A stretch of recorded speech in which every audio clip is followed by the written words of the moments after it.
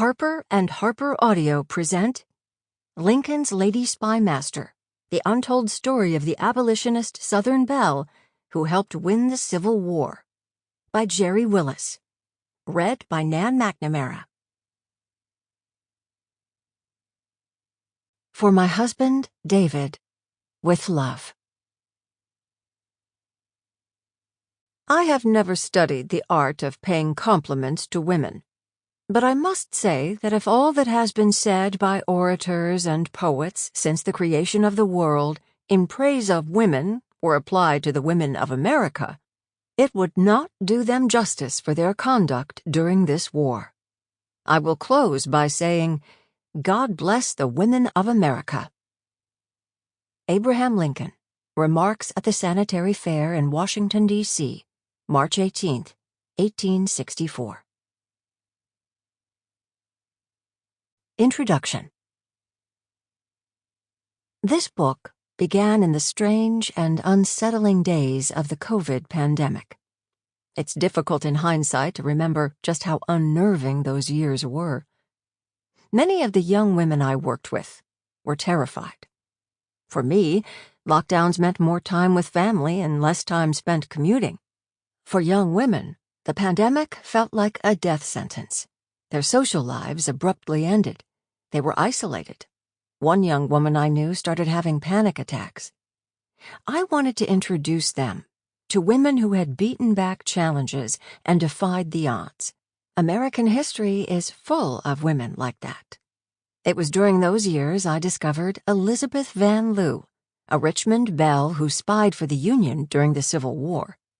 I had never considered writing about the Civil War, though I had read many brilliantly researched histories about the conflict.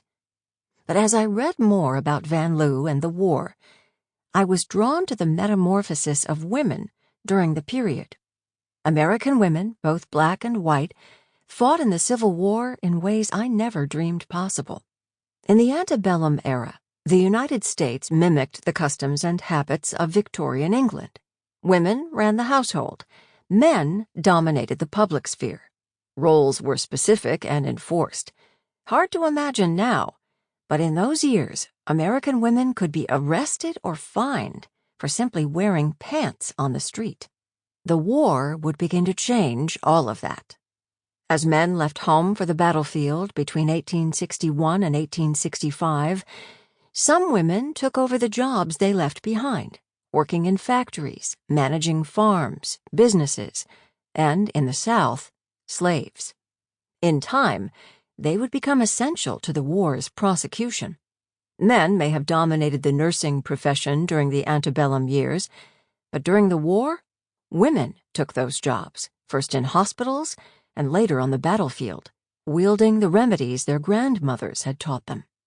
When the federal government set up the U.S. Sanitary Commission to collect charitable donations for the care of Union soldiers, an army of women raised more than $400 million.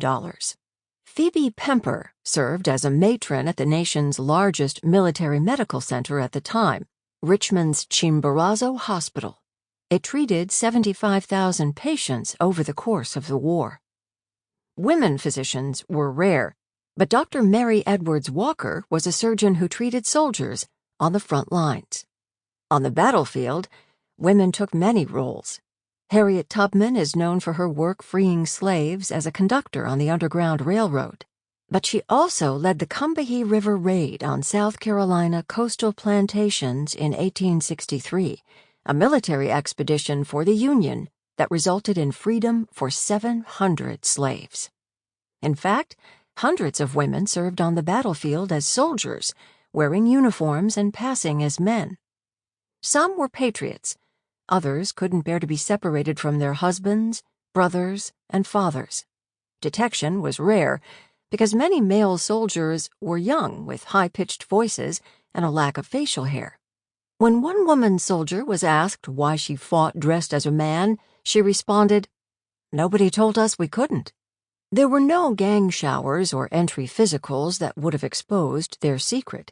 Plus, nobody expected to see women wearing pants, especially the pants of a soldier's uniform. The newfound freedoms for women were tailor-made for Elizabeth. Sample complete. Ready to continue?